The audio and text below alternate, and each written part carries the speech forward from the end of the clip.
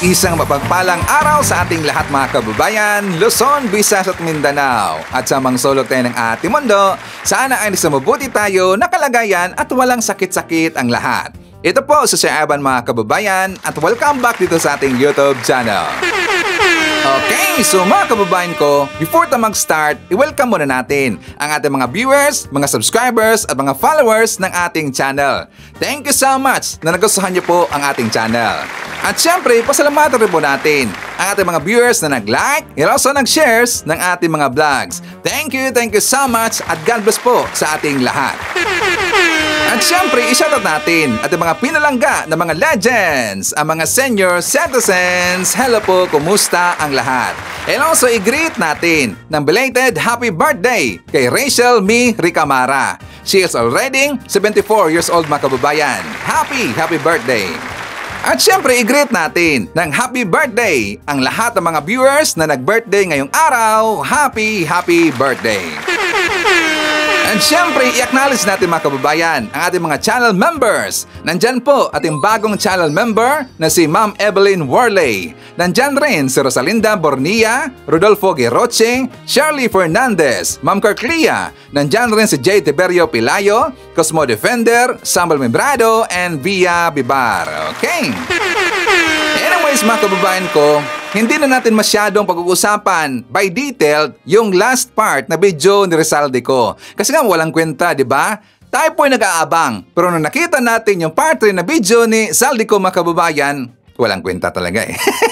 Kwitis lang or baka watusin mga kababayan. Kasi nga, siya ay content creator. DDS vlogger kasi, ito si Saldico mga kababayan. Ang kanyang part 3 na video na pasabog daw according ng mga DDS, di ba yung una, recap ho sa kanyang mga sinasabing mga fake news nung dumaang mga video niya mga kababayan. Yung part 1 at saka yung part 2. At saka doon sa part 3, nakafocus lang siya doon sa plano daw ni dating speaker Martin Romualdez at saka ni PBBM na siya ay ipapatigi daw mga kababayan. Di ba doon siya nakafocus, ipapatigi daw siya. Gonggong talaga eh. Kaya nga napansin ninyo, di ba meron pong ikinalat na post itong mga DDS at yan po sa pangunguna ni Direk Darliap mga kababayan na daw kapag uuwi itong si Saldico sa Pilipinas, hindi na daw NAIA ang magiging pangalan ng ating airport mga kababayan. Ano si Ivan? Saldico International Airport or ZCIA. Mapapalitan na daw yan mga kababayan kapag uuwi sa Pilipinas si Saldico.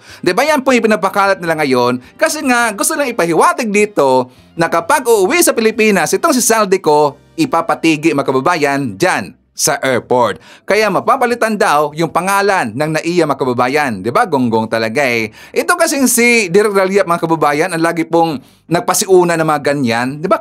Katarantaduhan talaga ang sa pitikin Darliap. So yan po'y ginaya ni Kiko Sinto Barsaga mga kababayan.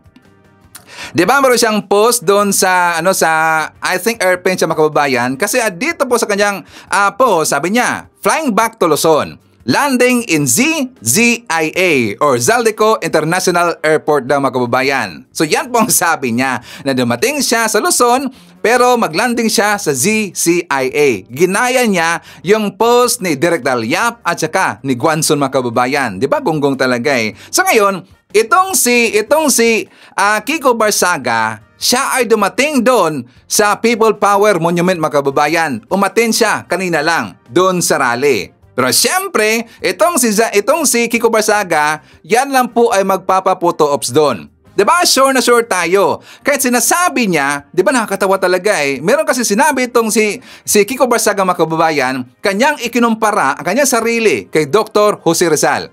Di ba meron siyang post niyan? Kasi according sa kanya mga kababayan, na sabi niya, I always wanted to be a martyr, to die for a noble cause. I may not be able to witness our country's future where President Marcos is imprisoned daw. But I'm glad to have contributed towards his downfall.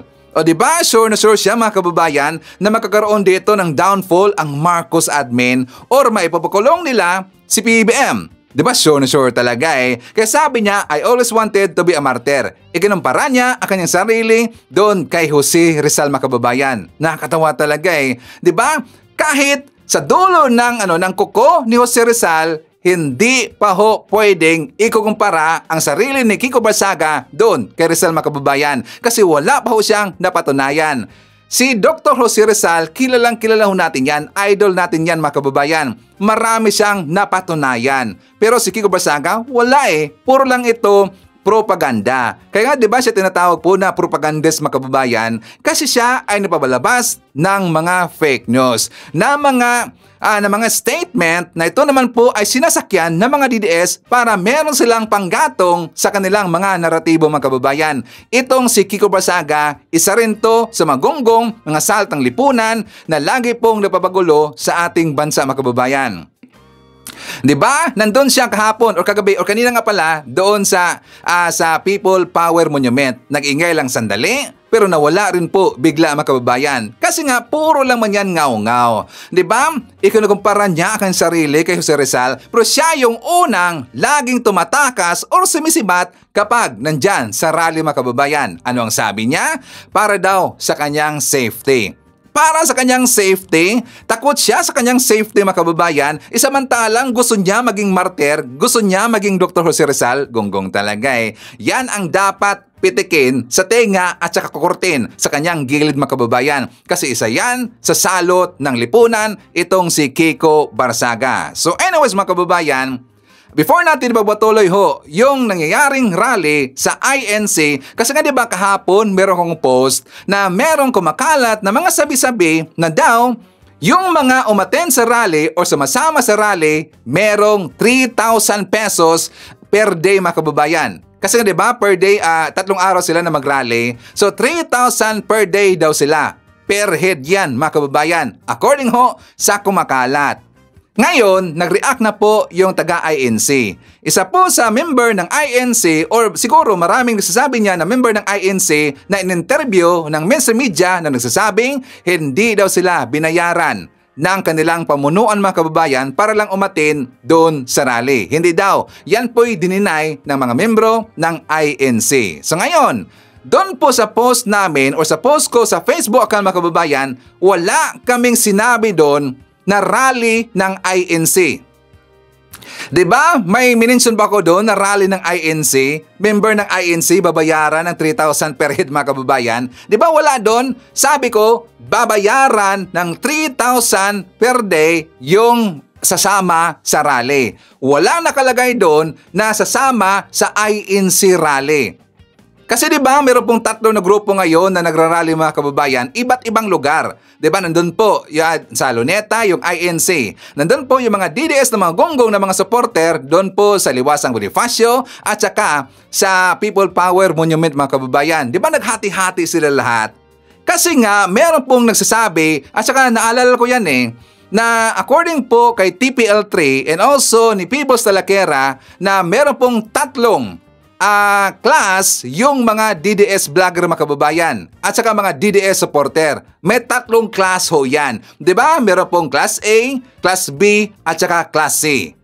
Tsaka mamaya mga kababayan, pag-uusapan natin yung by class na mga vlogger na mga DDS kasi nga 'di ba sila po nagwatak-watak kasi nga by class yan mga kababayan. Saka itong mga DDS vlogger na mga class A, napahiya sila. Sila ay hindi umattend doon sa rally sa People Power Monument at saka doon sa Liwasang Bonifacio. Bakit? Kasi feeling class A sila na vlogger mga kababayan. Ang ibig sabihin, ang mga class A na mga vlogger na mga DDS, doon sila sumiksik sa rally ng INC mga kababayan. Kasi mapapahiya sila. For example, itong mga DDS vlogger na to, kapag sila ay nanawagan, di ba sila po nanawagan na sana pupunta daw lahat ng mga DDS supporter doon sa Liwasang Bonifacio. Yun ang una nilang pinagsisigawan mga kababayan. Sila ay nanghihikayat sa kanilang mga followers na pupunta doon sa rally sa Liwasang Bonifacio at saka sa People Power Monument mga kababayan.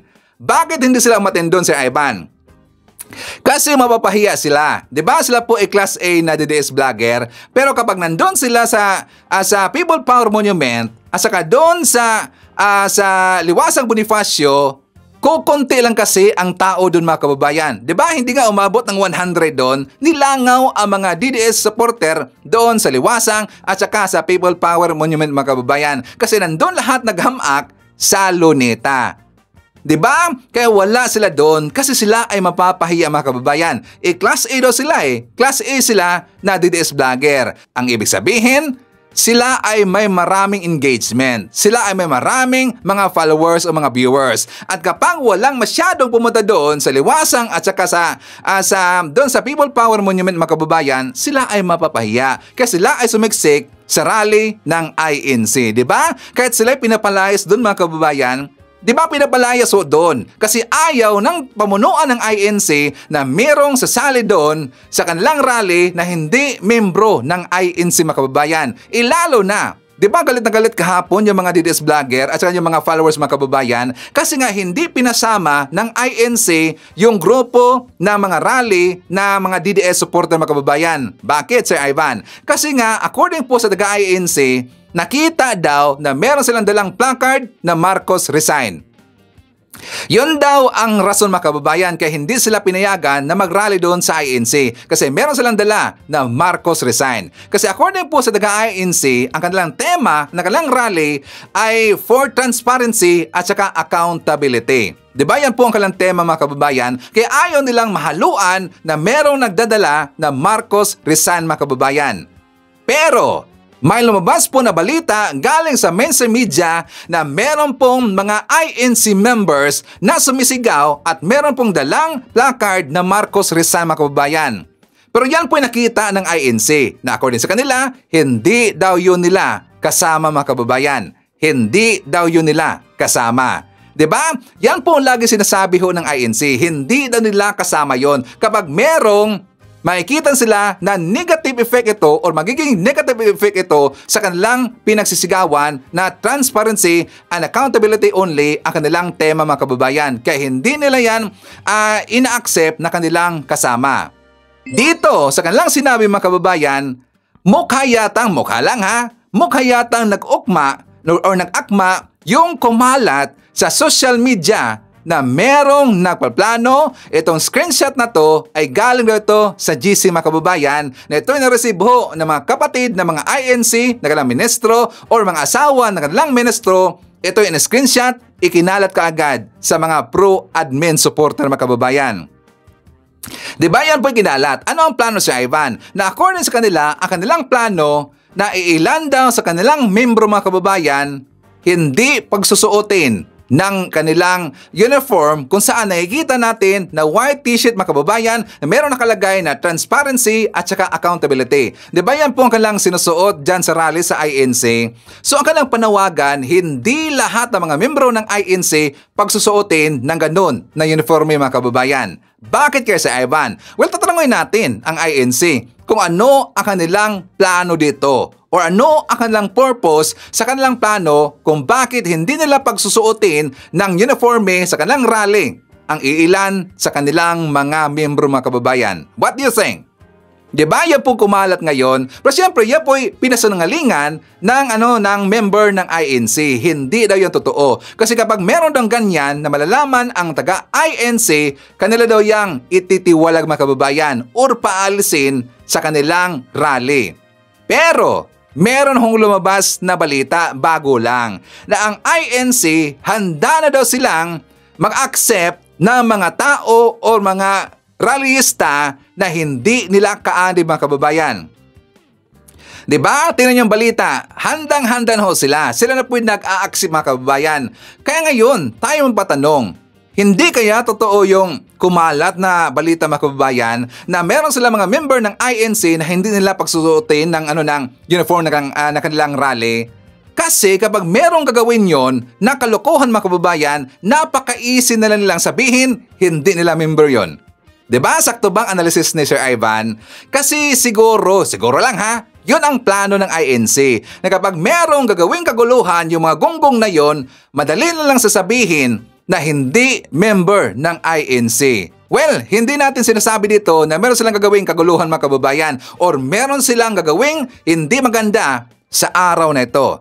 Kasi ngayong araw at saka bukas ang kanilang plano mga kababayan. And according po sa very reliable source natin, meron pong kumalat rin po mga kababayan na meron ng mga tao galing sa bukid or galing sa Mindanao sumama na ngayon sa rally ng INC at saka sa ibang mga rally na grupo-grupo mga kababayan.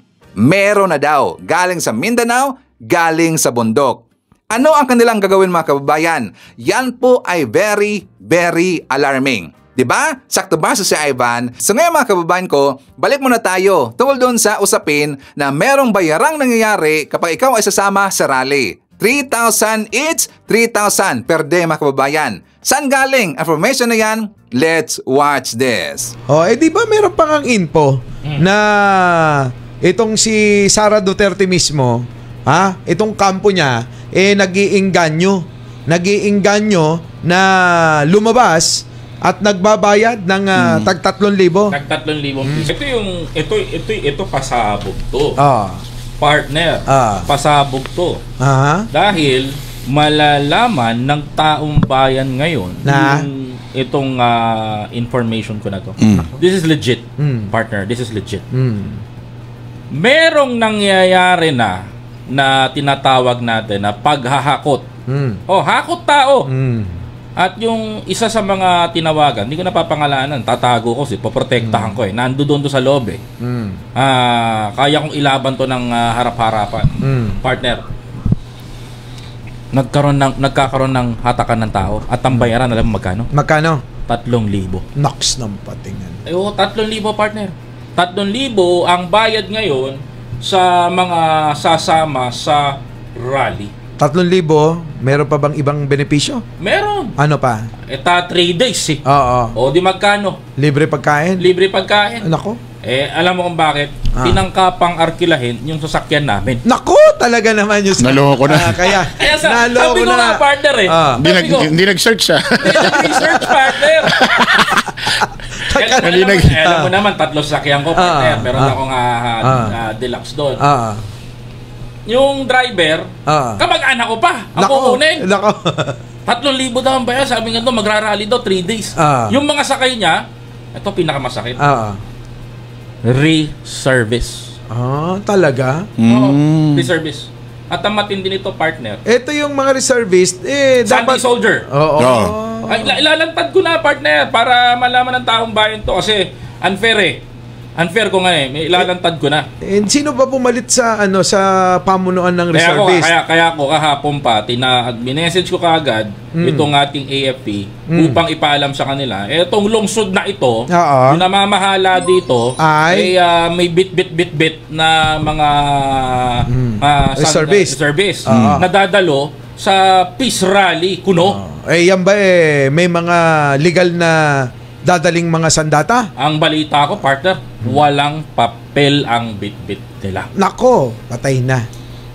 Para malaman ng taong bayan, kasi marami nakikinig sa atin ngayon. Totoo to. At kaya kong patunayan to. Meron akong hawak dito at isinan ko na nga kagad to dun sa ating ating tagapamagitan. Grabe. Ayan may ebidensya si Koy mga kababayan. Kasi mismo siya kinausap mga kababayan. Siguro hindi kilala nung gustong umarkila ng ganyang sasakyan na vlogger itong si Koy mga kababayan. Nagyabang naman kasi. Kaya klarong-klaro na walang binanggit na rally ng INC yung babayaran. Pero ang INC kasi mga kababayan, very defensive, di ba?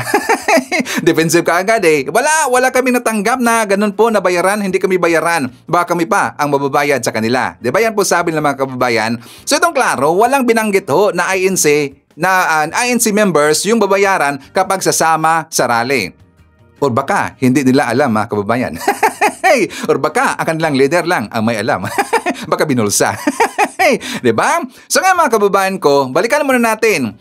Yung nangyari doon sa isa sa lugar hindi ko sure kung saang lugar ito mga kababayan, kasi ang mga kaloyalista natin, sila po ay nagpray. Sila po ay taimtim na nagpray para sa protection ng ating President BBM. Kasi alam nila na magkaroon po ng kaguluhan ngayong araw mga kababayan. So sila po ay nagpray. So ngayon, ito ay nakakatawa. Bakit? Kasi gusto silang interviewin ng mainstream media. Pero sila ay pinitik ng isa po sa mga kaloyalista natin na nagpray doon mga kababayan. Tingnan nyo ang mangyayari. Yun pala. Sorry po Okay lang. For peace kami, kay BBM kami, protected namin si BBM ng grocery. So pag hindi kayo naniniwala, wala kaming magawa. Ma'am, Kaya lang bawal dito. Okay lang po. Pwede po ba kayong interview? Bawal po. Sige. Ano kami, sa administrasyon kami. For safety ng presidente at ng ating bansa. So, wala tayong dapat pag-usap.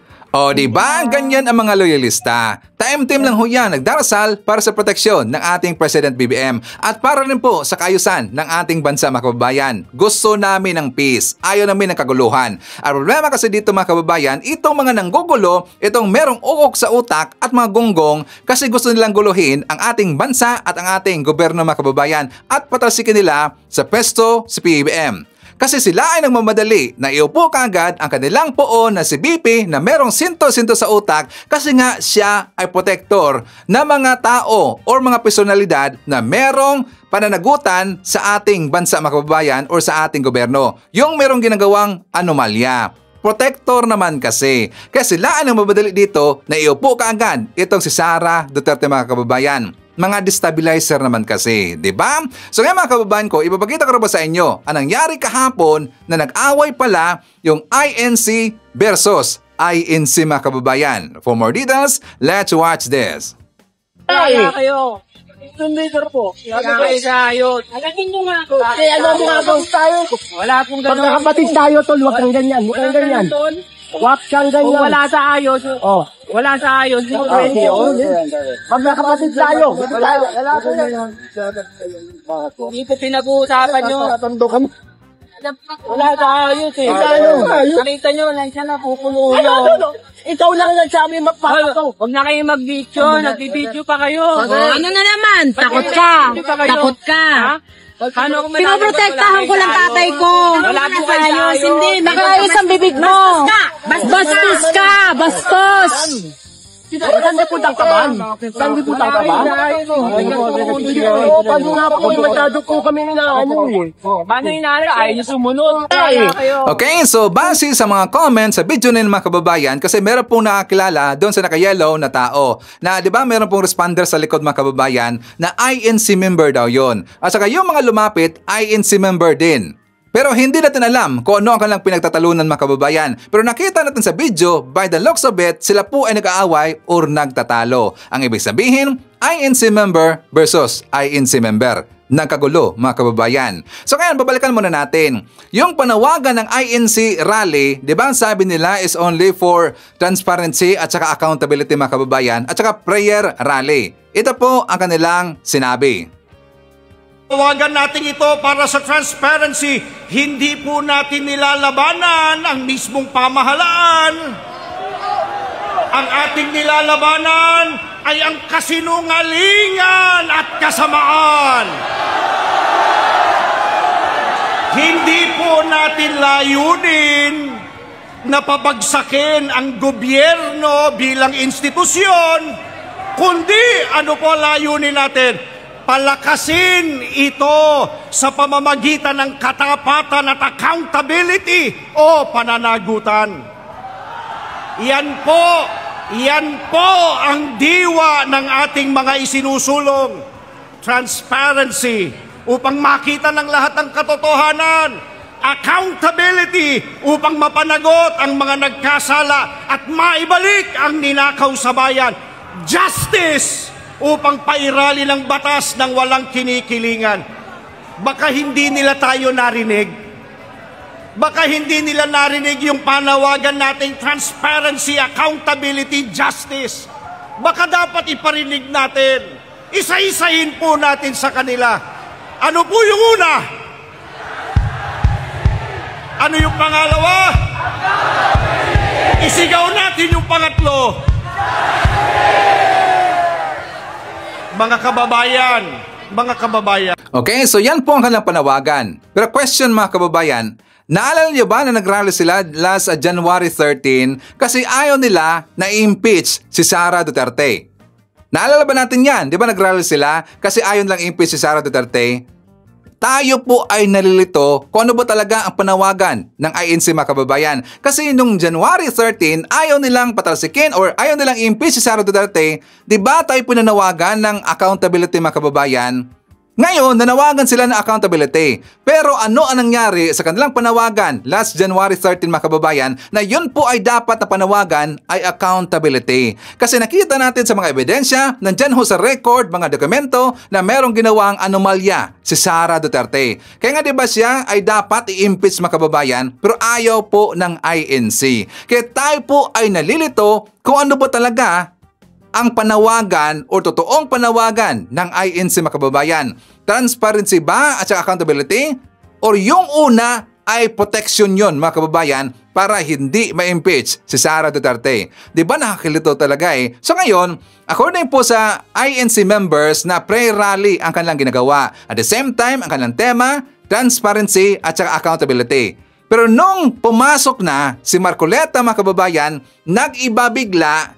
Diba nag-iba bigla yung nangyari sa rally. Nagiging political rally na mga kababayan. The most credible witness ever produced by the Blue Ribbon Committee, Orly Gutesa. Siya lamang po ang tumukoy at kumonekta sa pagitan ni Saldico at ang dating speaker, Martin Romualdez. Wala na pong iba. Wala na pong iba. Natakot silang lahat sapagkat totoo ang sinasabi ni Orly Gutesa.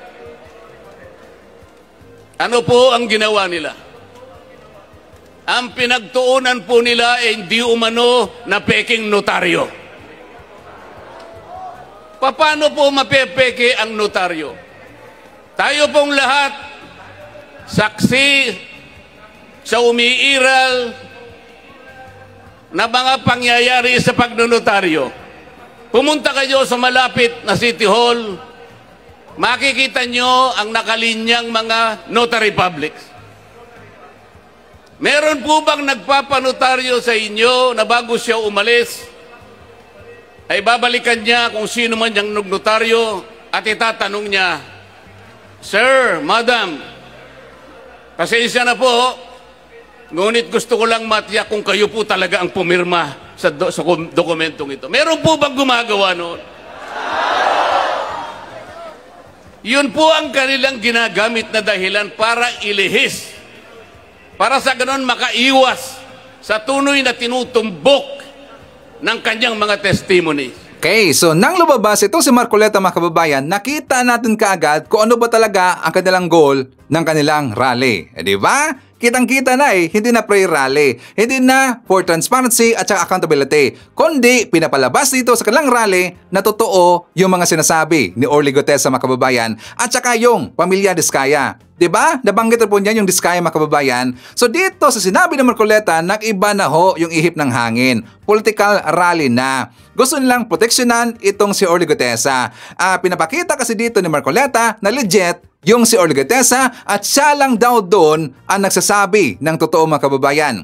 Naniniwala tayo doon na si Orly Gutesa ay nagsasabi na totoo mga kababayan. Samantala, tama naman talaga ang ginawa ho ng Senate Blue Ribbon Committee. Kasi nga, gustong tingnan dito kung totoo ba talaga yung affidavit ni Orly Gutesa. Kung talaga ba na siya ay nagsasabi ng totoo mga kababayan. Tapos ngayon, pinag-iiyak dyan sa rally ng INC na totoo itong si Orly Gutesa mga kababayan. At so nakita rin po natin ang goal nila na pananagutin na si Martin Romualdez without due process mga kababayan kasi according kay Marcoleta na totoo yung sinasabi ni Orly Gutesa. Correct me if I'm wrong, mga ka-DDS.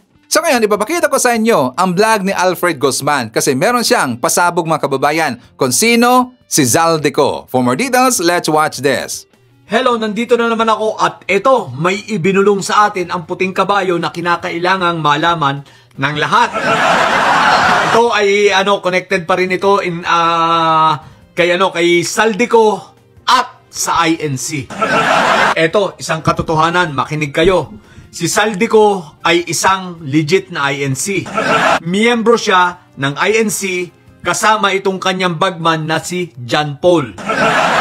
At ang sabi ng ating puting kabayo, ang nagpatakas kay John Paul, ang nagpalipad kay John Paul ay mga INC. At bakit? Anong connection ngayon nito? Itong pagkuha kay pagkuha para maging maglabas ng mga pekeng mga balita at mga peke at mga imbentong mga naratibo, itong si Saldico ay para maproteksyonan ang INC. Sapagkat dito marami palang kalokohan at involved ang maraming INC sa flood control. Yan ang una. Ito ang malupit na pangalawa. Okay, noong nakaraang linggo ay nagkaroon ng pagpupulong o pagmimiting, nagpatawag itong si Marcobeta. Okay, itong si Marcobeta ay nagpatawag sa lahat ng involved sa flood control na makakasuhan at nakasuhan na. Tinatawag at hiningan ni Marcobeta ng at least minimum na tigti 10 milyon ang bawat isang ito na mga kontraktor na magkakakaso para pangsuporta sa gagawing rally ng INC. Ito po, wag nyo na hanapan ng ebidensya, ito po ay legit. Kailangan nyo ng ebidensya. Hindi ito ay galing sa aking puting kabayo. Okay. So, merong mga nagbigay ng 150 milyon. Okay? Ito ay para sa pag-asa nila na talagang dapat may pabagsak ang gobyernong ito para makalusot sila. Tulad nga nung plano, di ba? Si Diskaya at ang iba pang mga tulad nung sinabi na ating puting kabayo, mga kinontent ko nakaraan na para mapawalang sala sila. I mean, hindi sila masampahan ng mga demanda. So ngayon, nagkaroon ng pagmi-meeting, ng pagpupulong sa arena, sa Philippine Arena, no? Nitong nakaraang linggo, ha? Alam nyo ba kung sino ang mga nandoon? At doon rin itong si Cayetano, present doon, ha? At si Vic Rodriguez, nandun din sa meeting na yon. At ang pagpupulong na ito ay para nga sa rally at destabilization. Now, merong mga kontraktor na nagbigay ng 150 million. Merong nagbigay ng 50 million. So, ang hiningi nilang pinakamababa ay 10 million. At ito ay pangsuporta para sa rally nila sa ngayong linggo. So, sa darating na linggo. So, nangyari yung meeting na yun ay nitong nakaraang linggo lang, ha? So, positive yan. Yan po ay legit. Kaya kung merong mga nandun, makakapagpatunay pa nito, magtanong kayo, yung mga malapit doon sa mga trabahador ng Philippine Arena. Alam nila yan. Na nagdatingan doon at yun po ang napag-usapan. Okay? So, yan. Ang update natin ngayon. So, si Saldico, isang iglesia. So, kung si Saldico ay mahuhuli at mapapauwi, mukhang maraming madadamay. At madadamay ang iglesia. Oy, shoutout nga pala, ha. Si KRD Manalo, nabulungan din tayo. Aba, hindi pala ito nakakapunta ng US. Mukhang naka-blacklist sa US. At meron pala itong mga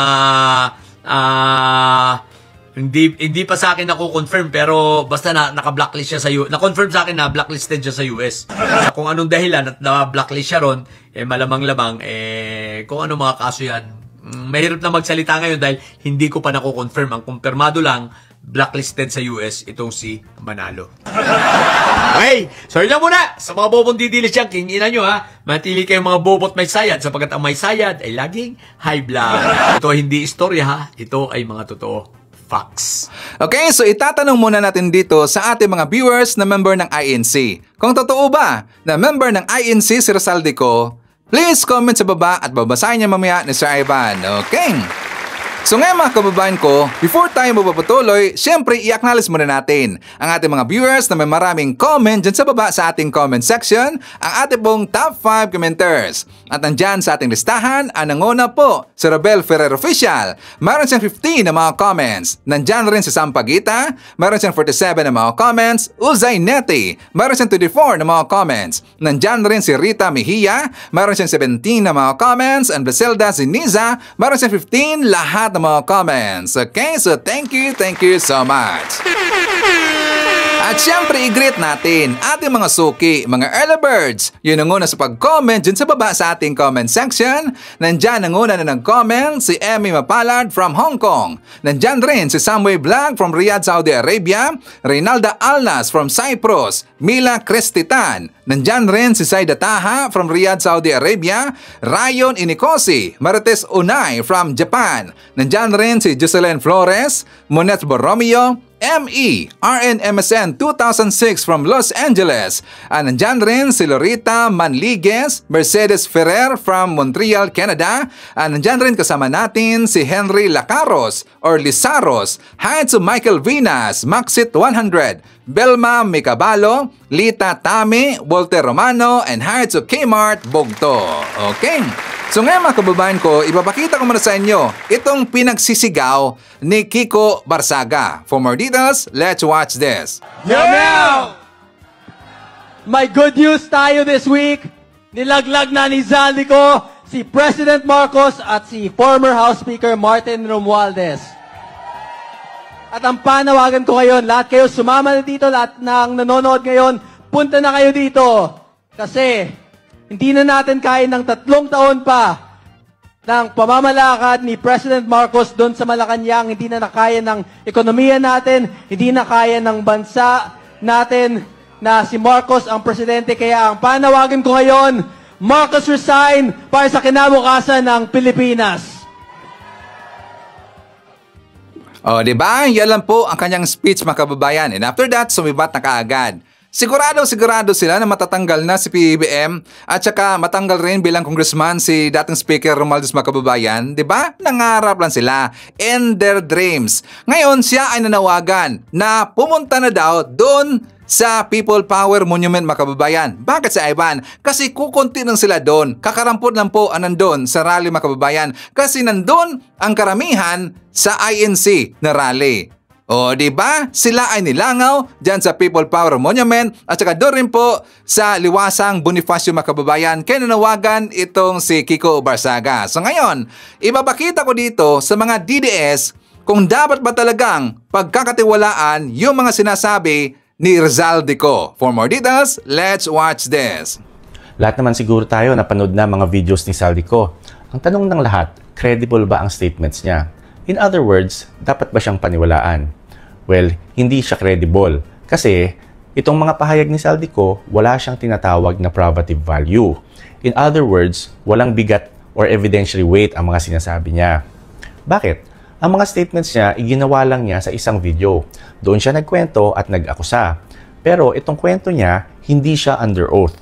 Hindi siya gumawa man lang ng statements at pumirma sa harap ng notaryo. Sa batas, pag walang oath, walang accountability. So, kung nagsisinungaling sa video, walang perjury, walang kaso at walang risk. Kaya anybody can say anything in a video. Kasi nga, wala silang pananagutan. Yun yung sworn statements, nakakapagsinungaling pa ang mga tao, yan pa kayang video na hindi under oath. Tapos, there is no way to test the credibility. Walang nakakapagtanong sa kanya ng clarificatory questions. Walang nakakapag-point out sa kanya ng mga malabong statements niya. Wala rin nakakapag-check kung consistent siya under pressure kung tinanong siya ng paulit-ulit. Wala rin nakakapag-observe ng kanyang demeanor. Higit sa lahat, walang nakakapag-challenge sa mga statements niya. Kasi nga, video lang. Kung gusto niyang seryosohin ang mga sinabi niya, dapat umuwi siya, gumawa ng sworn statement, isubmit sa DOJ or sa Ombudsman or kahit sa Senate. Until then, hindi dapat ito siniseryoso. Hindi kasi testimony ito. Video rant lang siya. Wala siyang pagkakaiba dun sa mga video ng mga lalaking umiiyak at sinisiraan ng ex niya kasi iniwan siya. Motive. Yan ang biggest red flag sa Zaldico videos. Kung gusto mong malaman kung nagsasabi ng totoo ang isang tao, huwag ka munang tumingin sa kwento. Tignan mo muna ang motive. Sa korte, critical ang motive to their credibility. Alam na mga trial lawyers yan. Ang unang-unang tinatanong is this: ano ang mapapala niya sa pagsabi niya ng testimony niya? So, itong si Zaldico, meron ba siyang motive para magsinungaling? Ano ang mapapala niya sa kwento niya? Tignan natin. He is a respondent in a corruption case. Siya daw ang nakinabang sa mga insertions at ghost projects. So, If maituturo niya ang iba at masasalba niya sarili niya, malaking motive yan para magsinungaling.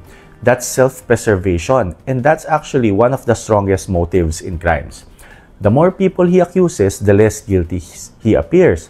So, ano ba ang mapapala niya kung nagsinungaling siya? Well, napakadami. Number 1, sympathy. Number 2, bargaining power. Number 3, posibleng leniency. Number 4, possible protection. Political value. Tapos, he also gains time, di ba? Kaya ang mga videos niya, it's obviously a strategic positioning. And I have to say, medyo magaling ang nag-isip niyan. Ngayon, biglang naging hero na siya sa mata ng iba. Hindi naman lahat. Doon lang sa mga ibang kababayan natin na medyo gullible. Pag-usapan natin ang video ni Saldico at yung sinabi niyang wala siyang natanggap na pera.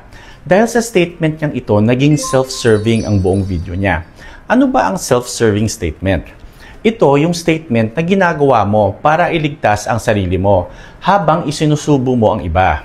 Kung sa court niya ginawa yan, hindi magiging admissible ang statement niya. Ibig sabihin, ni hindi man lamang pakikinggan ng court ang mga sinabi niya. Pero kahit hindi niya sa court binigay ang statement niya, sa video lang, even then, ang mga sinabi niya ay nagiging unreliable pa rin kasi nga self-serving ito. Bakit hindi tinatanggap ang self-serving statements?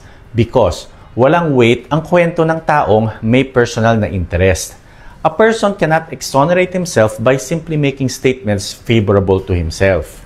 Remember, si Saldico ang iniimbestigahan. Siya daw mismo ang nasa gitna ng flood control controversy.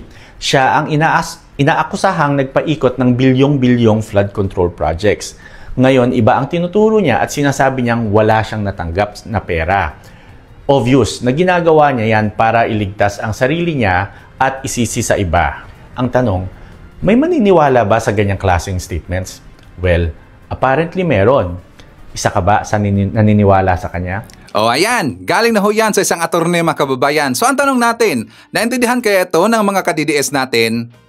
I don't think so. Bakit si Evan? Siyempre, tanga at bobo mga yun eh. At sa ginawa na nilang hero, itong si Saldico mga kababayan. Diba? Na noon, na lagi nilang sinisigaw, pauwiin na nila itong si Saldico para panugutin ang kanyang ginagawang katiwalaan mga kababayan. Tas ngayon, ayaw na nilang pauwiin. Dawagunggong talaga eh. Nakakalito talaga itong mga DDS mga kababayan kasi meron silang kapansanan. Ano yun si Evan?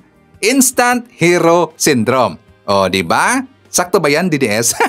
Hey! So ngayon, ipapakita ko sa inyo mga kababayan itong vlog ni Mike Abe. For more details, let's watch this. Pangkaraniwang mamamayan, mahihirap na Pilipino, ang apektado po nitong nangyayari sa ating bansa. Alam nyo, katulad ng dati na sinabi ko mula nang pumutok itong iskandalo ng korupsyon sa flood control, scam, meron tayong crisis. Ngayon, lalong lumala ang ating crisis. May malaki pong epekto sa ekonomiya, tourism at iba pa. Itong nangyayari at patuloy na umiinit, lalo na ngayon. Naniniwala yung iba, marami siguro hindi naniniwala, pero pumutok na yung balitang direktang isinasangkot ni Saldico si Pangulong Marcos. Napakalaki po ng epekto nito sa international community. Kung tayo ay nasira na ang sangkot ay mga kongresman at senador, pero ngayon na ang Pangulo ay sinasangkot, mas matindi. Hindi ko sinasabi, mga kaibigan, na totoo na ginawa ng Pangulo yan. At yung paratang na yan ay subject for pagpapatunay pa ni Saldico. Kaya lang may mga sektor na naniniwala. Posibleng mayroong business community, foreign and local, maniwala. At pati na rin yung ating mga kabayan sa abroad, pwede rin maniwala yung iba. Mga turista at kapitalista, yan ay magiging problema natin pagka nawala ang kumpiyansa. Grabe po itong pinsala, damage na ginawa ng mga sangkot dito sa korupsyon na ito. Hindi lang si Saldico. Lahat ng politiko sa national and local na totoong mayroong kinalaman sa korupsyon na ito. Ang inyong pinahirapan ay mamamayang Pilipino. Pero ang inyong pinagpartihan o inabusong pera ay pag-aari din ng mga Pilipino. Kaya lalong maghihirap ang Pilipino, lalo tayong mananatiling third world country ang tingin sa atin ng international community. Dahil hindi na nga sapat ang ating pera, napunta pa sa korupsyon. At masyadong mataas na ang level ng mga sinasabit, isinasangkot. Although wala pang pagpapatunay, although hindi pa sila napapatunayan sa korte, lahat papunta ng korte. Kaya lang po, iba pag ang Pangulo na ang isinabit, pag ang Pangulo na ang pinangalanan tungkol sa korupsyon, may masamang epekto yan. Pati sa national security. Baka maging threat na ito sa national security. Mabuti na lang po at until now, nagiging non-partisan ang ating pulis at militar. Sila po ay mga police at military organization professional na hindi magpapagamit. Pero papaano na kaya kung merong mga taong naniwala at makumbinsi ng mga mapagsamantala dahil meron silang political agenda, personal na mga dahilan at agawin ng kapangyarihan, saan pupulutin ang mahihirap? Anong mangyayari sa ating bansa? Tuloy-tuloy pa rin ang problema sa kalamidad, earthquake, typhoon, volcano eruption, kahirapan, problema sa West Philippine Sea, at marami pang iba. Pagkatapos, ang Pangulo ay ginigiba, isinasali, inaakusahan dito ho sa korupsyon. Kahit alam natin, public record, public knowledge na siya po ang nag-expose dun sa State of the Nation Address o SONA na merong korupsyon sa flood control. Kaya nga sabi niya, mahiya kayo. At siya ho yung seryosong nag-inspeksyon, nakita ang kapalpakan ng project. Siya ang nagtatag ng ICI, Independent Commission for Infrastructure, at patuloy pong pinapalinis ng Pangulo kay Secretary Dizon ng problema sa public works. Marami nang tinanggal, maraming nawala sa public works para ayusin ito. Pero ang Pangulo pa rin ang pinapalabas pong may kinalaman, may kasalanan, at meron daw hong tinanggap ang pera. Ganong kasama ang plano. Kung sino man ang producer, sino man ang financier, director at writer nitong si Saldico at iba pang naninira sa ating gobyerno, kayo mismo ang nagpapahirap sa mga Pilipino. Si Pangulong Marcos at mga kaibigan nilang mga bilyonaryo at milyonaryo, wala sa kanila yan. Magpalit ng administrasyon o ano mang mangyari sa kanila, hindi sila magugutom. Pero ang mga maliliit na mga Pilipino, marami walang trabaho, may trabaho, hindi sapat ang kita sa taas ng mga bilihin at iba pa at responsibilidad, yan ang magiging kawawa. Habang kayong mga nakinabang sa kabanang bayan, pinapasweldo kayo, nagnakaw pa kayo, naging korap pa kayo sa pera ng mamamayan, kayo pa rin po ang sumisira sa kinabukasan ng mga maliliit. Ganyan pong kasama ang inyong ginawa at epekto sa atin. Sana lumabas pa rin ang katotohanan.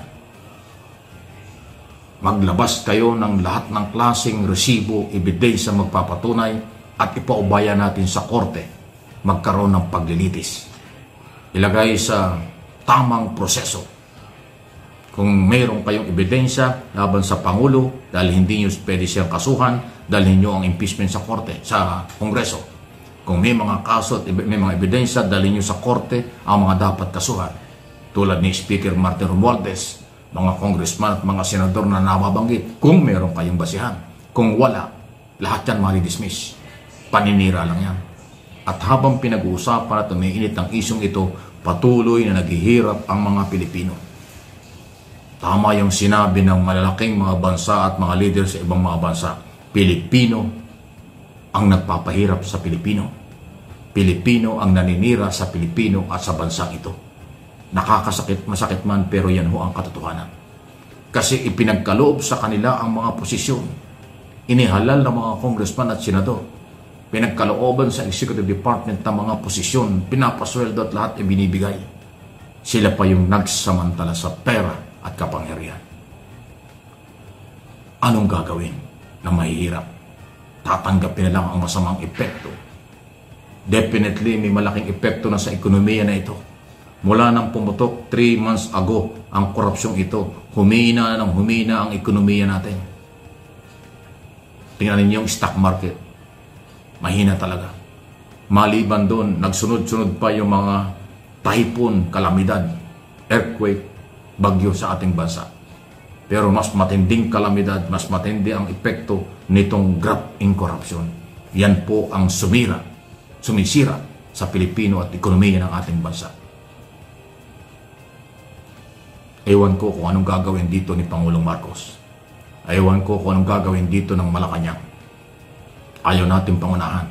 Nasa kanila ang lahat ng authority kung anong dapat gawin para malinis ang pangalan ng Pangulo, mapatunayang walang kinalaman, at maibalik dahan-dahan sa lalong madaling panahon ang nasirang imahe, nasirang ekonomiya, nasirang tourism at marami pang iba dito sa nangyayari sa ating bayan. Kawawa, magpapasko, ganito ang sitwasyon. Crisis ang bansa.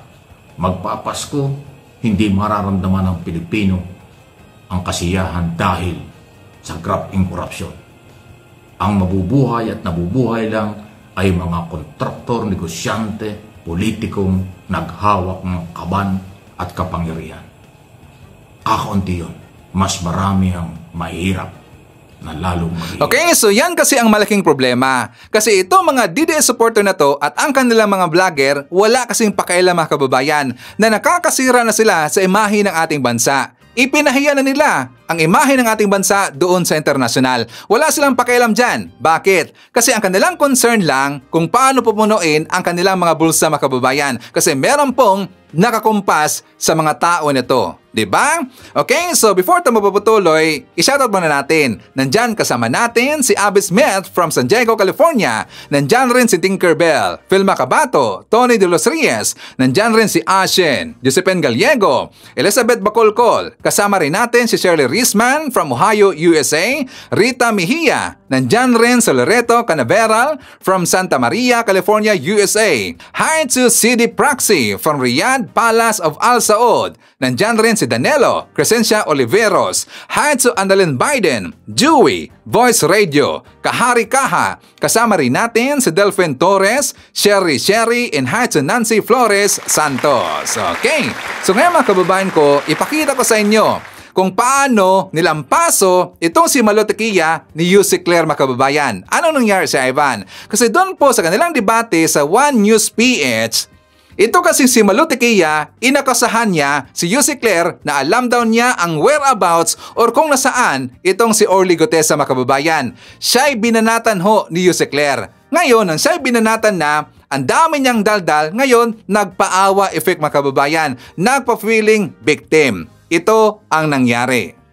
The assertion of Zaldico in his three-part thing na hindi lang insertion, may natanggap ng bilyones. 56 billion. What do you think of that? Yun, ako'y naghihintay ng proof doon. Kasi iba yung nasa dokumento, iba yung sinabing binigay.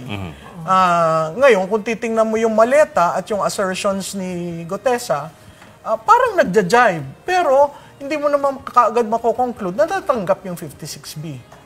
Diba? So ako, kaya nga ang panawagan ko, sana buuin. Yung isang bagsakan. At saka yung picture po, maleta lang eh. Oo. Asan yung laman? Mukhang may sale price pa yung isa eh. Oo, di ba? So, pero pag nakita mo si Gutesa, bakit lahat hindi alam kung nasaan din siya? Si Gutesa, siguro alam ni Yuse kung nasaan si Gutesa. Bakit naman sa akin ibibintang? Baka kayo may alam. Total, kayo naman yata may kakilala yan. Hindi, ikaw nasa gobyerno eh. Pero teka lang, sino ba nag-present sa kanila? Yung mga kaalyado nyo yung nag-present sa kanila. Please do not accuse me. Hindi kami nag-present dyan. Baka kaalyado nyo nag-present dyan. Hindi. Ayan ang propaganda. Biro mo ang assertion mo, ako kasama. Ay, ba't mo hinahanap sa akin? Baka alam mo. Alam mo, pag ikaw ang estado, never mind. Well, let's I respect this show. I do not want to go to the gutter. So don't start kasi. You're putting something to me. But you are representing government. But still, bakit ko malalaman? Hindi ako nag-present dyan.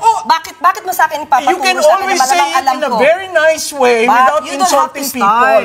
You don't have to start. Excuse me. You don't have to start. Let's ask na lang each one. Do we have any information from either end? Any information from either end of where he is? No, I don't know. There was someone who told me that he is in the custody of government, agencies of government, including the family. Including the family? Including the family. So, do I know for certain? No. It was relayed to me. Am I part of the scheme that some people would say I am part? I am not. I am just an ordinary citizen who loves this country and would like to comment on certain things. Tinanong natin yan sa Marines At sinabi nila na wala sa kustodiya nila, walang nakakaalam. Siguro, dapat na natin tanong si Mike Defensor. We asked Mike Defensor again. Medyo nagbago yung kanyang tono na parang as far as he knows, kasama niya yung mga dati niyang kasamahan. Hindi na klaro ngayon sa second version niya if we're talking about active duty or mga retired. Diba? Paano mo masasabing nawawala siya or hindi natin siya makita? Meron at meron nakakaalam kung nasaan siya. And base doon po, not sure, ito, bilang lawyer Yuse Claire and Ms. Malu, gaano ngayon kahalaga siyang makita base doon sa mga sinabi rin ni Zaldico. Alam mo, Cheryl, mahalaga. Kasi siya yung unang nagsalita sa Senado ng utos sa kanya. Di ba? Nagdala ng pera. Yung mga sinabi niya doon, napakahalaga yon. Ngayong ang kanyang principal ay nagsabi na totoo na yung ginawa ng aking mga tao. Kung hindi ako nagkakamali, pero wala siya, hindi niya itinawit ni Guteza ang Pangulong Bongbong Marcos doon. It was only yung kanyang...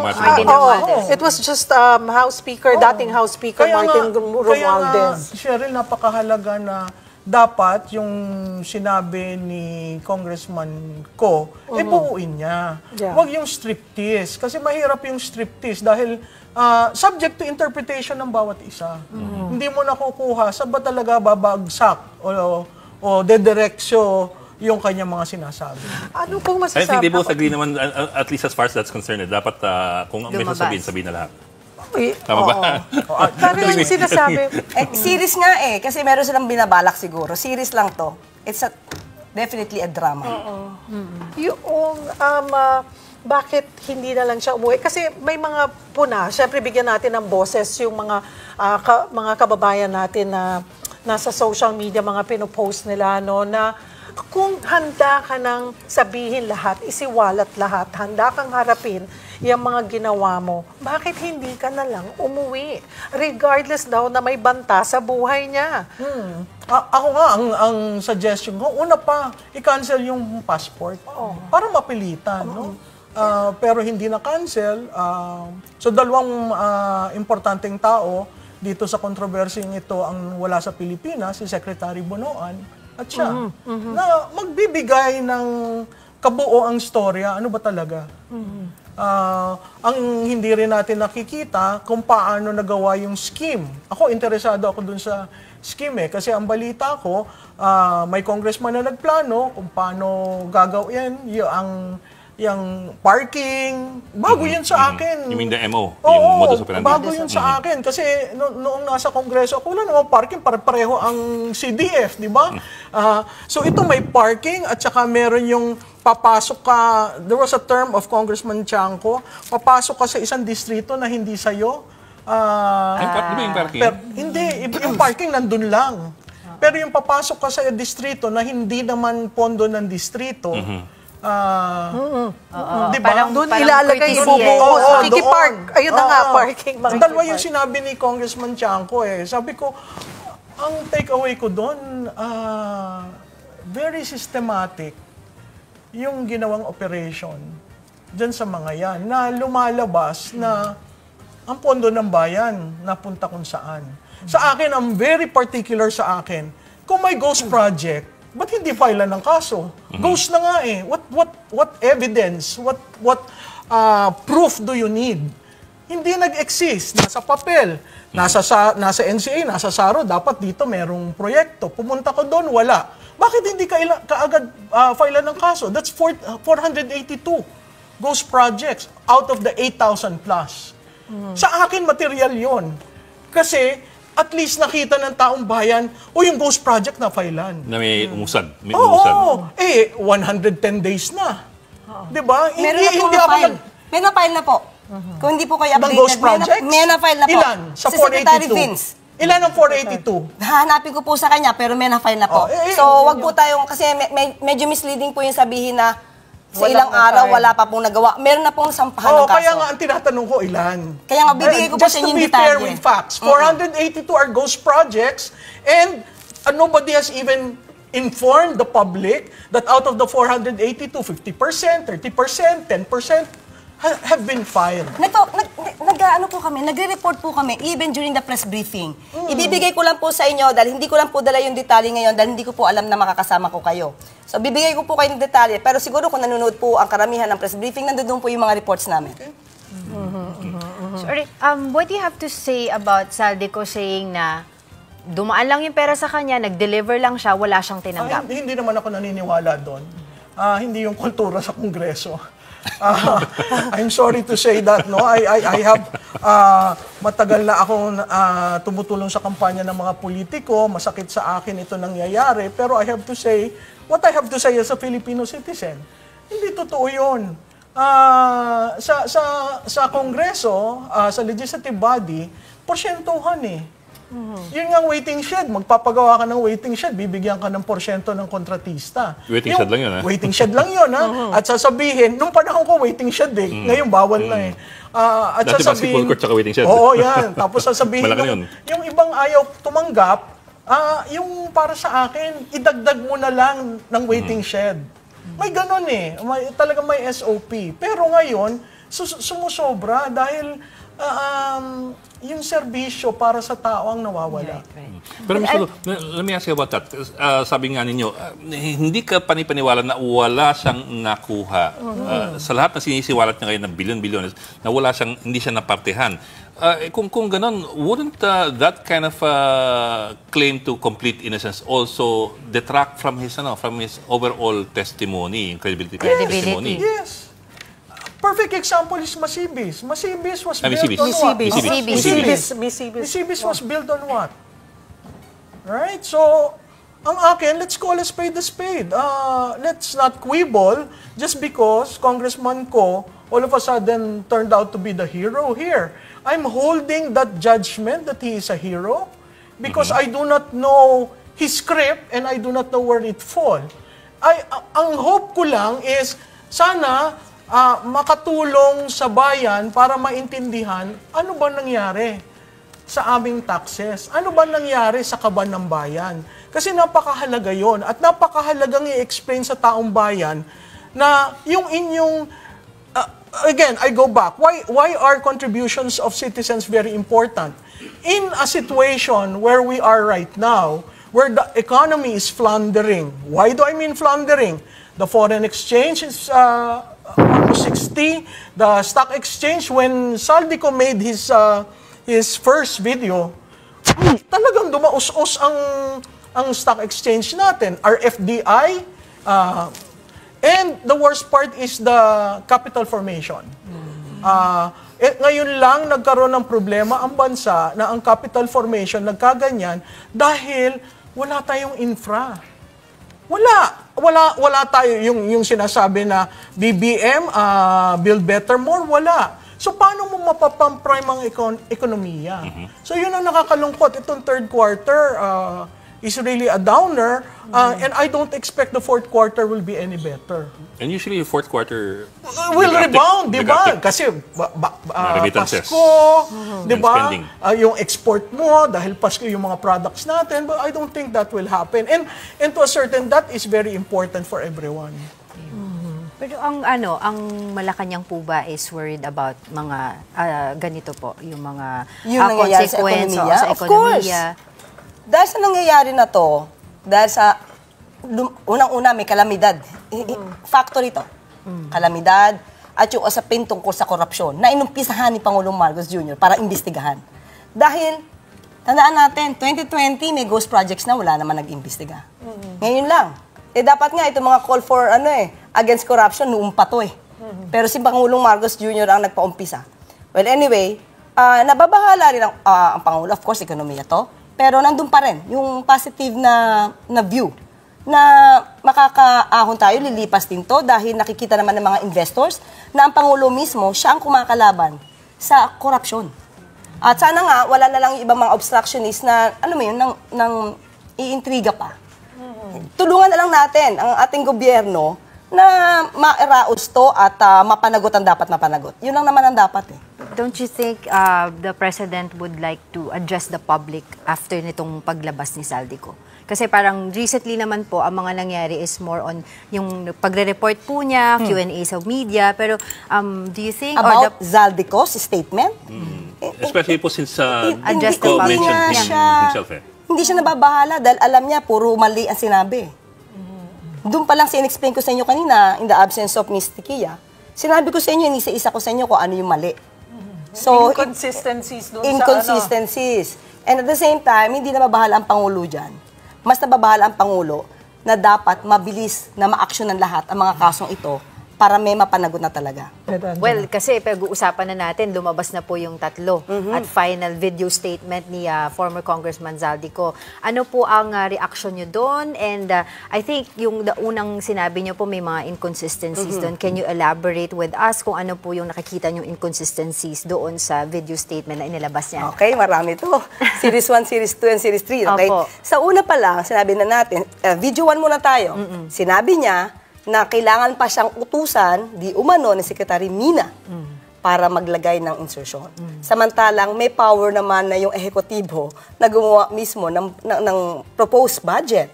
So, ba't kailangan tapikin pa siya? Sabi nga nila, hindi ka na kailangan tapikin para sa insertions. Pwede na ipasok yan sa NEP. Hindi ba? Kasi may kapangyarihan naman sila. Kung ayaw yung tanggapin yung proposed budget nila, edi huwag niyong payagan. Pero nandun eh. Pwede nang isingit doon kung ano yung gustong isingit ng Pangulo. Nasa NEP. Pangalawa, ang sinabi niya, bago magsimula ang BICAM conference, kinausap siya ni Secretary Mina. Pero doon sa video 2, kung mapapansin ninyo, sinabi niya na yung maleta na pinadala niya, unang-unang maleta lang yon. Walang anumang ebidensya doon, kundi maleta. Meron mga dates. Ito, very important ito eh. May mga dates siyang inilagay doon. Merong dates na January 2024 hanggang November 2024. Pero doon sa una niyang video 1, ang sabi niya, nag-umpisa silang mag-usap ni Secretary Mina, di umano, bago mag-start ang BICAM conference. Nag-start ang BICAM conference for the 2025 budget. November 2024. So, paano ka makakapag-deliver di umano ng mga maletang yan as early as January 2024 hanggang November 2024? Wala pa ikaw pagkukuhanan ng pera from the 2025 budget. Pangalawa, naglagay naman siya ng date na January 2025, March and May 2025. Pero tandaan natin, as early as January 13, 2025, vacant na yung position, kaya nagkaroon ng panibago na chair ng Appropriations Committee sa House. So kung wala ka ng power, how could you do that na magde-deliver ka ng maleta ng 2025? Wala ka ng power. So, and at the same time, sabi niya, 100 billion ang pinilit na insert. Pero, hindi ba taliwas yun sa ginawa ng Pangulo na 194 billion pa ang kanyang vinito? So, para bang, papalagay ka ng 100 billion, pero magtatanggal ka ng 194 billion? At ngayon, itong pinaka-third niya, sinabi niya, nag-deliver sila o nagbigay siya ng 56 billion. Bakit ang sabi niya sa video 1, ay video 2, 100 billion. Out of the 100 billion, may 25%. So, dapat 25 billion. Paano niya masasabi ngayon na 56 billion, nag-abono pa siya? So, ang dami-daming inconsistencies na sana yung mga kababayan natin na bukas yung isip, hindi mga blind followers ng kung sino-sino, mabuksan yung isip nila na itong mga sinasabi ni Zaldico ay pawang kasinungalingan, walang ebidensya, tahi-tahi. At yung sinasabing expose na mukhang ayon sa kanyang mga kaalyado, expose, naging comedy series na. Dahil katawa-tawa talaga yung mga sinasabi niya. Ito pong hinihimay nyo ay part 1 at part 2. Kanina, several hours ago, naglabas na siya ng part 3. Bago natin himayin yung part 3, kasabay nga po ng mga protesta, ang paglabas naman ng part 3 ng video ni Zaldico. Ito po, Yusek, pakinggan natin ang ilan sa mga isiniwalat ni dating Congressman Zaldico.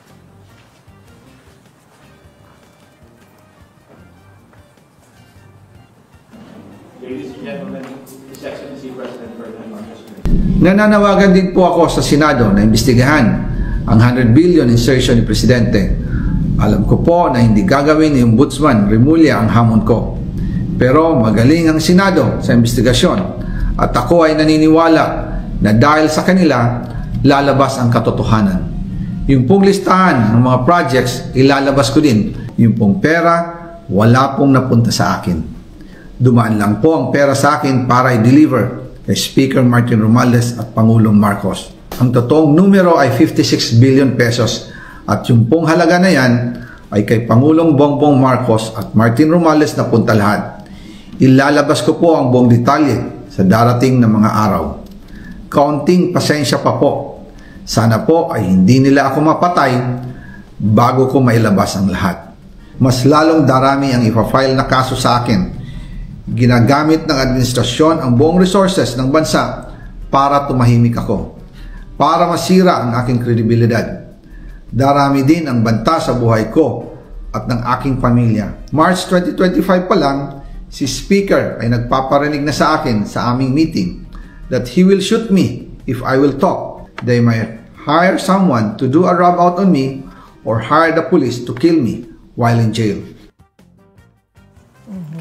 Alright, yan po yung part 3 ng kanyang video. At doon sa post sa kanyang FB page, kasi sabi niya marami pa siyang ilalabas eh. Pero ang kanyang pagkakapost ay huling bahagi ng aking paliwanag.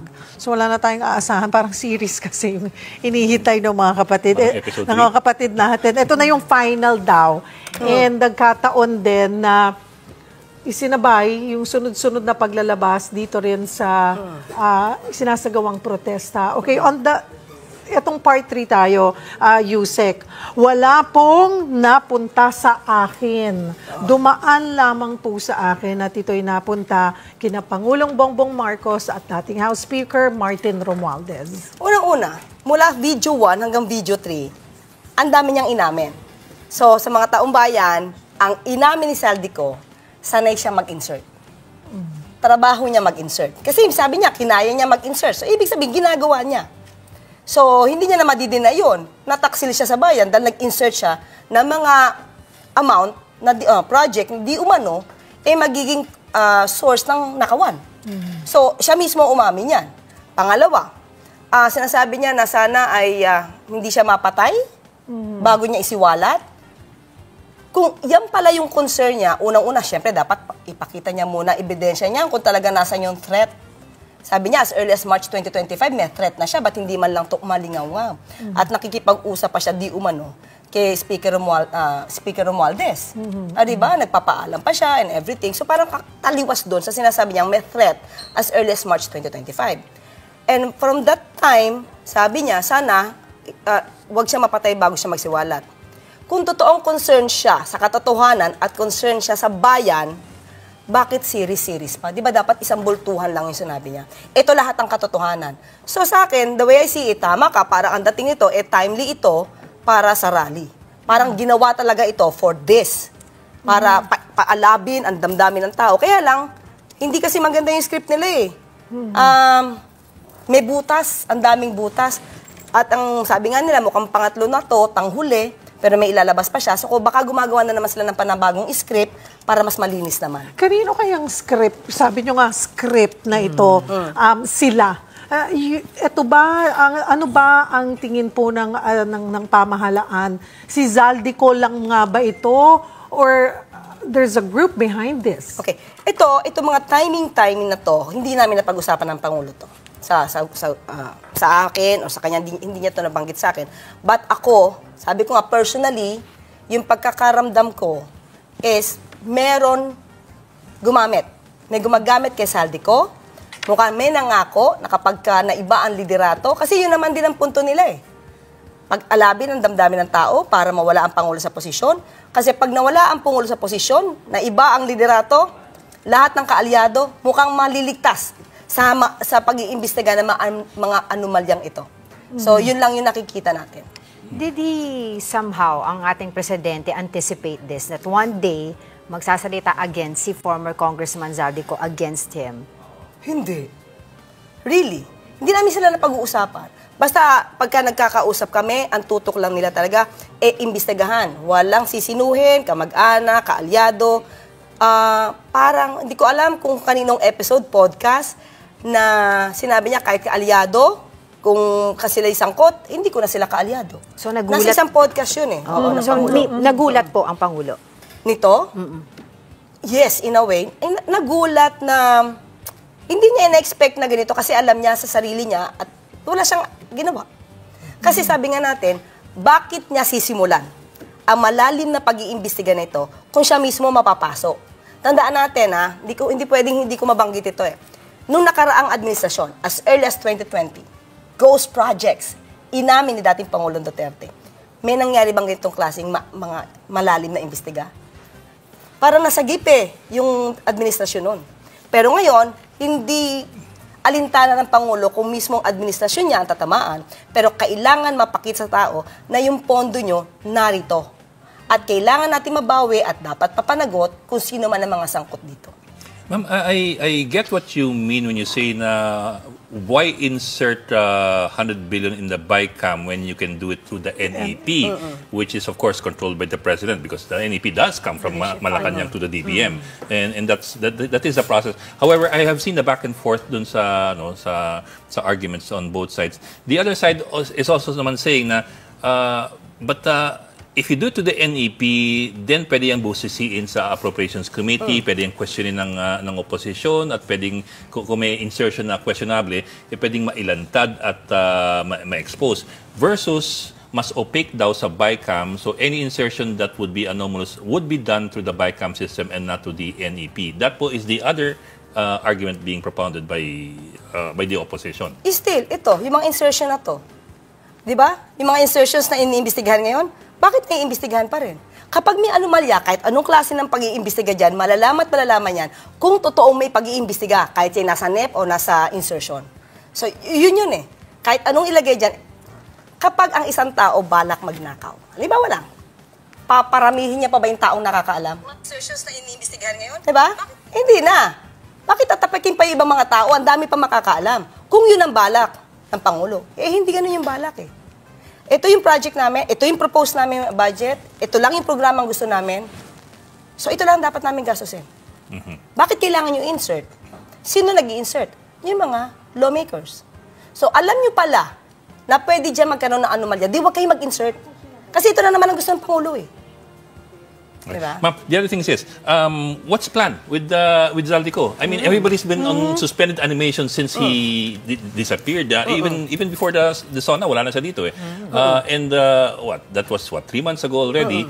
And nothing has been moving forward as far as trying to get him back to the country. Even before his allegations were online, everyone was asking, bakit hindi natin makuha si Zaldico? Makukuha rin niya. At bakit wala pang charges filed against him to start the ball rolling? Kasi nga, until charges are filed, hindi mo ma-extradite. Ito lang gumagalaw. Yes, kasi nag-start lang naman to. 3 months pa lang tayo. Actually, 3 months pa lang to. So, sa 3 months, kapag nakapagsampa na ng kaso, agad-agad ito sa ombudsman. Kasi sabi naman ng ombudsman, mabilis naman sila makikilos. So, tiwala naman ang DPWH, saka yung ibang mga ahensya natin, na kapag sinampa yung kaso to, dapat kompletong ebidensya.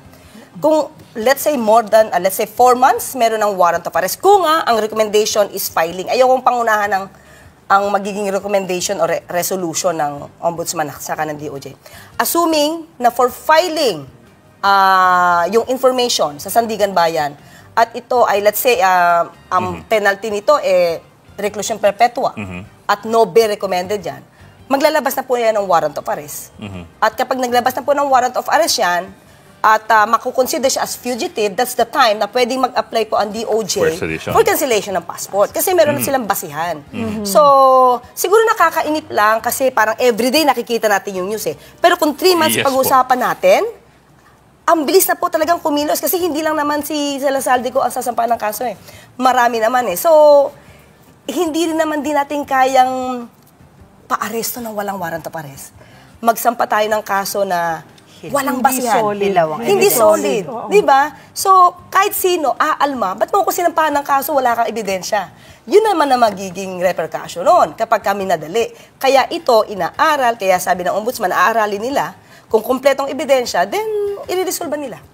Do we have timetables in mind? Of course, we've heard that timetables propounded by the ICI and I think the Ombudsman, but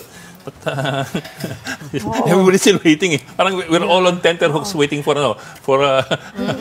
something to happen. Ang sabi ng Ombudsman, by November 25, mukhang magkakaroon na sila ng resolution. So let's see. Kasi sabi ko nga, ayokong pangunahan kung for dismissal ba yan or for filing. Oo. So, siguro before Christmas, makapaglabas na ng warrant of arrest. Ay, hindi pa naman siguro sila nagbabakasyon na kahit Christmas season na. I have a question because, of course, you're a lawyer. It's been an interesting month or so, back and forth, especially after September 21, when there were supposedly people who were asking the military to step in or to withdraw their support. My question is this: you being a lawyer, at what point do you cross the Rubicon in terms of it becoming seditious already or illegal? Diba? At a certain point kasi pwede namang you can call for the president to resign, you can call for the vice president to resign, you can call for any freedom of expression. But at what point does it become illegal or seditious? Ayan, nagtatawag sila ng militar. Ang dami. Actually, inciting to sedition na yan. Diba? Yung tabag na militar, mag-ready na yung mga militar, pababain na yung Pangulo. Inciting to sedition. Kahit na retired generals ito. Of course, anybody can be held liable for that. Basta ganyan ang sinabi. Kung BBM resign, pwede pa eh. Pero yung militar, tapos nagpupulong-pulong sila na talagang medyo, especially, remember the Team Itim? Okay? Kapag may kasama yun na pababain ng Pangulo, that's inciting to sedition. Pero kanina, doon sa report ni Rainiel Pawid, ay sinabi niya na, okay, ito ay protesta ng mga retired generals, pero wala silang nakitang umakyat o nagsalita sa entablado. So, di walang pagtatawag, di okay lang. So, yun, parang naging safe ba sila? Kasi, ang sinasabi naman ay itong UP, tama ba? UPI. UPI, okay, UP. United People's Initiative. Ano yun? Ay mga retired generals daw ito, diba? Pero, nandoon si General Esperon, pero hindi rin siya nag-umakyat or wala ngang panawagan. Walang nagsalita. Mostly festive lang yun. Okay. So, wala pa. Kasi ganito yan. Kung ang panawagan naman nila is against corruption, lihiti mo yun na pagkalaban sa corruption. Pero kung ang gusto nilang mangyari is ikabit sa Pangulo, ito mga nangyayaring problema at pinipilitan pababain at hinihikayat ang mga tao na magsama-sama para pababain ng Pangulo, that's inciting to sedition. Okay. Let me read Article 139 and Article 142 of the Revised Penal Code. 139, of course, is sedition. Sedition is people who publicly and tumultuously rise to achieve objectives through force, intimidation, or other illegal means, including preventing the promulgation or execution of laws, hindering government functions, inflicting harm or revenge upon public officers and private persons for political social ends, or unlawfully taking property. Inciting to sedition, Article 142, involves inciting people or others to commit sedition through various means like speeches or writings, or by uttering seditious words. Ma'am, so tell me if I'm right. Again, we're not lawyers here.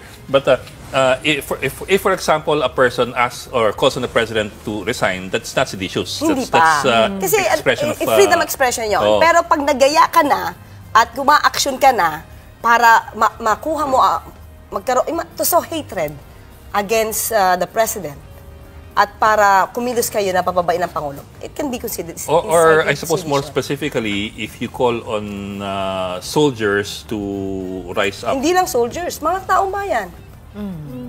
Hindi ka, magrally tayo dito, pababain natin ang Pangulo. Maraming pasok dun sa sedition, pati yes, mga marami talaga. Marami. Meron pa nga isang matanda, sorry. May edad. Sorry po. May edad na nag-encourage ng mga kabataan. That's already inciting to sedition. Kilala ko yan.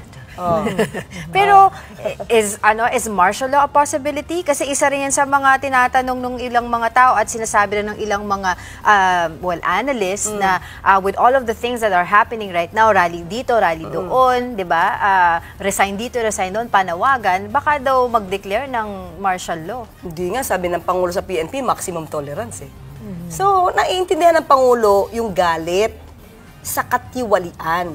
Pero wag samahan ng mga masasamang elemento na para babaksakin ang gobyerno. Yun ang naman ang hindi maganda ron. Maximum tolerance sa PNP. Yes. Pero as far as Malacanang is concerned, how tolerant are you as far with regard to as whether or not to file, for example, charges of inciting to Actually, sedition? pinag-aaralan pa eh. May mga ibang nakasuhan na inciting to sedition. So, inaaral pa. Okay. Dati nga, sabi ko, meron tayo nasabi na kailangang aralin itong sitwasyon na to, pero tinitignan pa nila. Kasi, ulit, ang Pangulo kasi hindi pwedeng pabigla-bigla. So, kailangan may ebidensya. Okay, so kasama rin natin si Thomas Panopio. Hi to Devin Galapin Bencochillo. Nandyan rin si Gisaa Mamenteng Bagenda. Hi to Maps Aroy, Lola Benueva, Kiko Francis Rujas, RJ Barcelo, Evelyn Garcia, May Pontelias. Nandyan rin si Labmel Cares, Cayon Perino. Hi to Ronaldo Angelito Fernandez, Sonny Plusan Porillo, Marilo Pena, Francis Galang. Nandyan rin si Benjamin Prado. Hi to Amparo Carpiusan, Rian Antoni Pega, Dante Marinas, Elmer Pinaranda, Testa Maliwan, Norma Ordones, and hi to Carl John de Guia. Okay.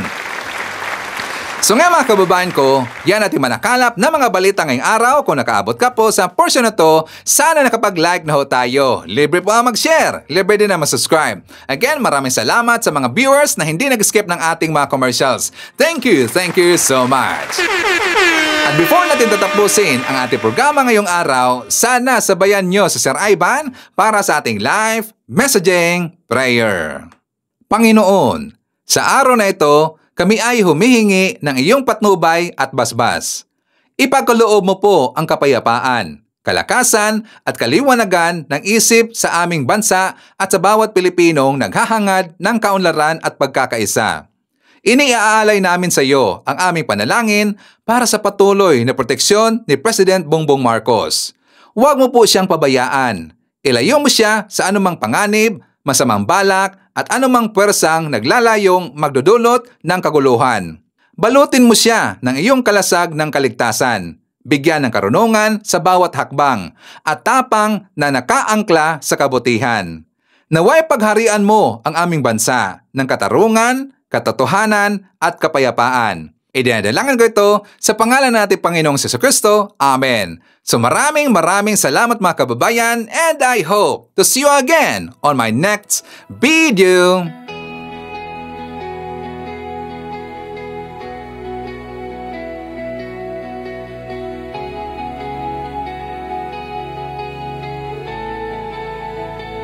You are the shelter, you are the shield. Through every battle, your power revealed. Clothe him with courage, surround him with peace. Lead him with wisdom, your grace never cease. We lift his name.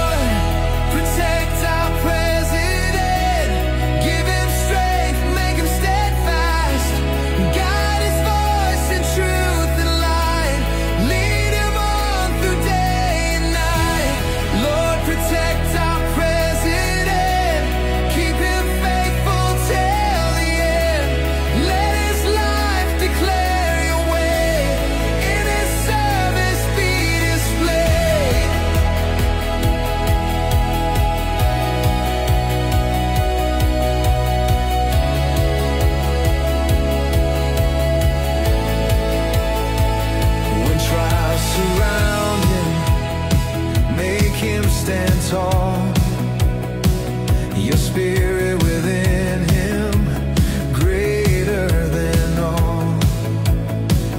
Anchor his purpose in mercy and truth.